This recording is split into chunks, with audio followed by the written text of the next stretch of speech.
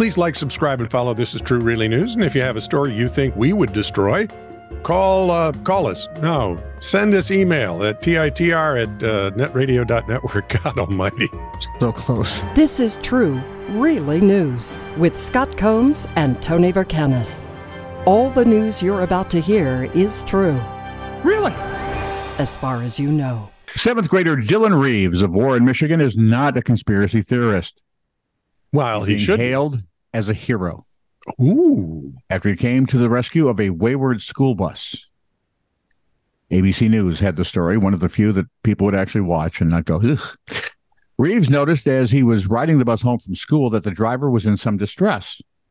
According to Superintendent Robert Livernoy?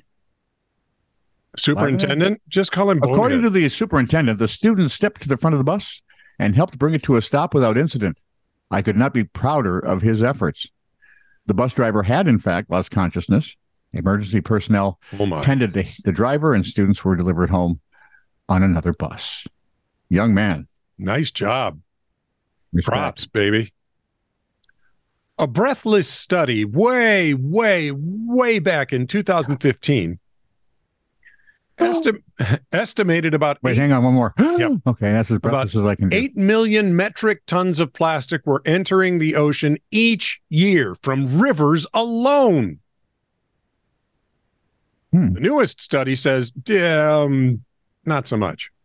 No, they were Well, remember, kidding? they were estimating, and now we've actually gone and looked. Okay, and the numbers would be? Well, there's less plastic pollution flowing into the ocean from land that scientists previously thought, according to an actual study published in the journal Nature Geoscience. The researchers estimate that about 500,000 metric tons of plastic and not 8 million metric tons of plastic end up in the ocean each year, with about half from land. So 500,000. 8 million. Yep. That's different. Yeah. That's much less. 16 times less than the original wild ass guess. Oh, that was no guess. You think they did it on purpose? Oh, you don't? Well, I don't know. Am I that jaded? Yes. Yeah. Yes, I am. Yep. Didn't used to be. Am now. I am. To be fair, and this is to be fair, there's still a lot of crap going into our oceans. Yes, and you can tell because the oceans are getting so small. And what I just want to go back to straws that actually work. Please, God. You don't like paper straws? No, I hate paper straws. I've never used one. If they have paper straws, I don't get a straw. I got a paper straw the other day. I have plastic straws in the car. In a plastic wrapper. Okay, now just to my little pea brain, I would think it doesn't have to defeat the whole purpose, but what do I know? I'm right. We're there with you, Tone Fob. Why couldn't we just do a plastic straw then in a paper wrapper? See? That would make too much sense. Yeah, even Martin Luther going, why not? Exactly. He's never seen plastic. How do you know? Well, he died, 500 years ago? Oh, more like 6, but sure. Yeah, went up there, changed all the locks. Now the popes have trouble. Yeah. Tony? The Coniston Tavern in Nuneaton. Must be very hungry. The Coniston Tavern in Nuneaton, England, is allegedly haunted by the ghost of a former drinker there, according to the landlord, Andy Gadsby. Tell me he starved to death, please. Tell me he starved to death. You ever watch Ghost, by the way, the British version? HBO Max, it's worth the price. You only get 3 seasons of it. Yeah. I've watched the American version, but I haven't watched the British version. This the British American humor version's lands, pretty funny. British humor lands much differently. Yes, it does. I truly, and especially when you figure out that the lead lady is used to be the sweet, kind vicar's wife who was a nurse on Call the Midwife. How did? And then I saw her last week. She's a killer in some show. It's like, even better. She's a Barbara. What's happened to you since you've died? Really let yourself go. Although I've seen more of her than I did the lady that played Jenny, the original. So, yeah. Fox News reported, where was I now? Fox News reported that CCTV last spring captured an incident where a beer glass suddenly exploded, showering 3 friends with shards of glass. Earlier at the same table, a different customer's glass suddenly slid to the floor. Gadsby said the ghost is Dave. Dave the ghost. It's a little anticlimactic, isn't it? Not if you watch Ghosts. Well, I suppose that's true, too. Yeah, those guys are pretty hilarious. Dave, who used to live in an apartment above the pub. You see, one night he drank a bottle of brandy and had a heart attack and died. Shocked I am. Okay. I'm surprised he got through the whole bottle before he died. Gadsby said maybe his spirit is around the pub and he's desperately trying to pinch people's drinks. And these 2 incidents have spooked people out. And so they're in droves, right? I'll bet they haven't actually spooked them out of the tavern. No, they spooked them into it.